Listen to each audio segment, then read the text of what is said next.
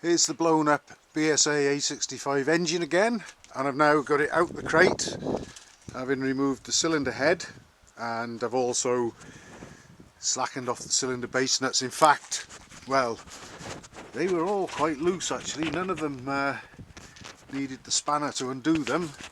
Whether that's a consequence of the violent nature of the blow up or whatever, or perhaps they had been in need of nipping down before it happened, I don't know, but they weren't dramatically loose. So I've got the head off, and we can see there both pistons are still in the bores. One of them is disconnected totally from the conrod. We'll come back to that in a moment, but one bit of good news is the cylinder head and the valves all appear to be undamaged, although I'll check and make sure that the valves are still sealing. But I know that it was only a couple of thousand miles ago, I think around about 3,000 miles or so ago, I apparently rebuilt this engine and I worked on the cylinder head then. So I would think that's probably in pretty good shape. It's survived anyway. Nothing's crashed into the valves or caused any marks or damage. So that's a nice find. This, however, is nowhere near as nice. Look at that lot. The big end didn't seize. That's fine. So it wasn't a big end tightening up that caused this lot to happen. But obviously, for some reason, the conrod broke. Got a bit of the shank of it there, which probably went, I don't know, that way round or the other way round or something, but that's a bit of the conrod. No doubt we'll find more of it in there when I take it all to bits. But whether the camera can pick this up or not, you can actually see a large chunk of cylinder liner has been punched through the back there, has been heading into the void space around the gearbox sprocket. There's also something with a nut on it there and a thread, and I don't know whether my magnet might get hold of that or not. Let's have a look. Excuse the shaky camera work while I try and... No, I can't get in there to get that, but I spotted in there. It's actually gone down through a bit of an opening out the back by the gearbox sprocket, but there's something with a bit of thread on it and a nut gone out that hole out the back. It's not off the conrod. We've got both our big end nuts are still there, and obviously it's nice to see that the conrod bolts themselves weren't responsible. They hadn't sheared, so not that I'll be using them again, of course, but perhaps we'll get some more answers as we go deeper into it. But that is one hell of a crack. That is a major blow up, that one. Next, it does still turn, but look at this.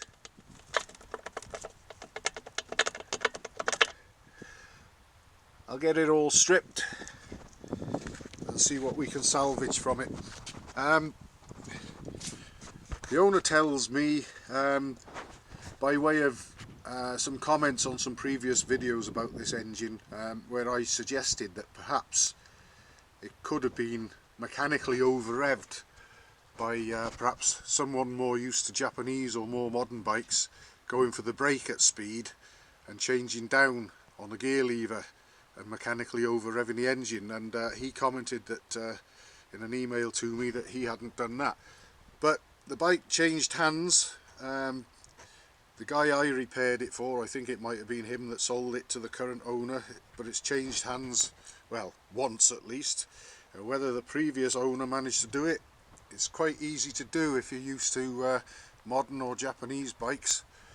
But that looks to me, or maybe the conrod failed, because they can fail, I know they can fail, or possibly a mechanical over-rev, but you'd perhaps only have to do it the once and not blow the engine up straight away, but the fatigue could be set in and the process towards a breakage could be triggered, possibly. I'm not trying to point any fingers at anyone, I'm just sort of clutching at possible explanations at the moment, but whatever. We've got a hell of a mess here to deal with.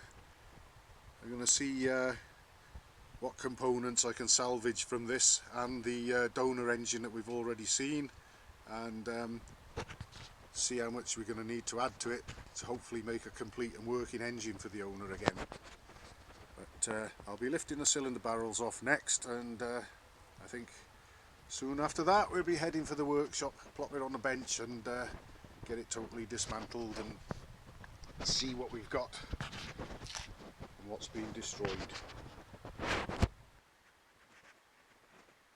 I've got the BSA A65 engine that blew up on the bench now, and I've stripped the primary drive and everything out of the way, and it'll soon be time to go into the timing side and dismantle that and get the timing pinion off and oil pump and so on, get all that stripped and out of the way. And it's easier to see now what may have happened here, and here's a potential sequence of events as I can see it. Bearing in mind, originally when I saw photos of this engine in the bike, and when I first sort of opened up the crate and started dismantling it, it appeared that this whole section here had been forced or blown forwards, and I was expecting first off to see a crack perhaps right through the main bearing housing there, but now I can actually see what's happened, and this is the giveaway here. That seal that would have been behind the clutch there was forced out. That was actually hanging loose on the gearbox main shaft, and you can see how off centre the main shaft is to the hole that would have held the seal in that little plate there.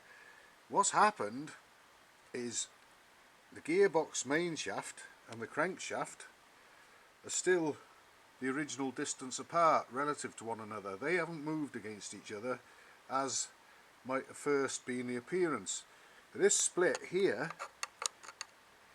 really did make it look as if, and with the hole in the cylinder barrels and all this gone out the front, it looked as if this front part of the crankcase had gone forwards when the break occurred. But what's actually happened is that's all stayed put, and this area of the crankcase here, there's the crack there and through there, that has actually been forced up and back as a result of, so it would appear, the conrod breaking and getting underneath either that area of the crankcase or perhaps the cylinder barrels in the cam follower area or thereabouts, and it's come round and tried to force the whole lot up, lift it up, and it's caused the crack in the engine and has actually moved that lot up. And obviously this end of the camshaft has moved up and back a little bit as well. The crank will still turn,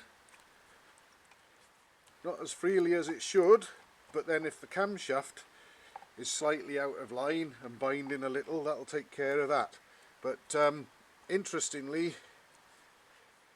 things aren't as they first appeared, and like I say, that lot there has actually been forced up, and it's probably difficult for the camera to pick it up and for any viewers to see, but there's actually a step there at the joint, at the cylinder, the mouth where the cylinder barrels would fasten down. There's a step there, probably of a couple of millimetres. This has been forced up against the other one when it all broke away. So that actually could be encouraging, because that could suggest that any risk of damage to the crankshaft might be somewhat greatly reduced, I would say, because I'd had concerns if anything traumatic had happened at the main bearing, then the timing side end would also suffer badly. But as far as I can make out, the main shafts and the main bearings, the crank, are all still on their original plane relative to one another, so that's encouraging. But you see that hole there now, the something with a thread on it and a nut on it that I referred to earlier was obviously the stud and the nut fastening the crankcases together at that location there. And that's gone in there, that's what I saw, and there's also a hole there straight through into the gearbox sprocket area, and well, I think that's actually through into the gearbox, that one. So it's done a lovely job, but gradually the story as to how it happened, if not why, is beginning to unfold, and I think the how comes down to the conrod breaking for whatever reason, and the rest has happened as a result of that, unfortunately. But we might even be able to salvage the crankshaft from this one. We'll find out soon enough.